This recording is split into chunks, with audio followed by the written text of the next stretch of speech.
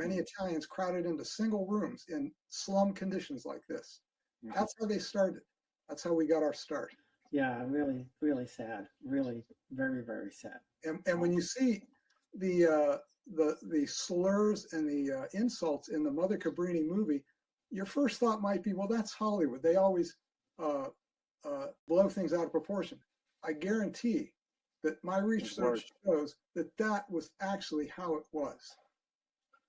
The prejudice against the Italians was tremendous. Heavy duty. Yes, yes, yes. The problem is, Joe, today is that they've taken it to a whole nother level. You know what I mean? Now nothing means anything. They use the stereotype, and the profanity. There's no, you know what I'm saying?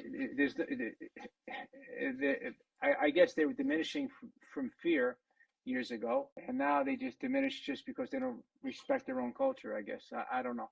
Joe, what you're saying is so prevalent in mostly every immigrant wave. It's interesting that you say, I know I saw the Cabrini movie too, the 5 Points. I actually went to the 5 Points, which is not too far from what they call Little Italy in Manhattan today, Canal Street, that, etc. I think that's the same area, if I remember right, Joe.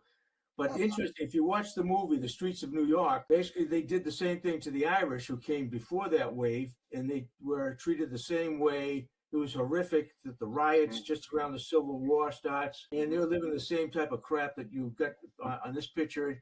And then it's interesting when the Italians come, guess who treats them just as badly as they were treated, the Irish.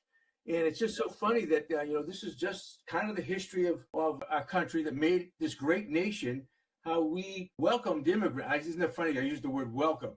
Now, I'd welcome people if you need cheap labor, and that's one way you welcome them.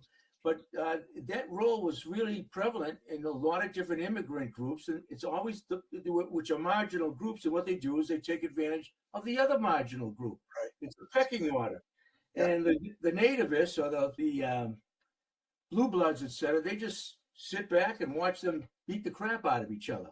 That's right. And it's hard not to believe that people don't understand this is a kind of an event that took place and but kind of built this country.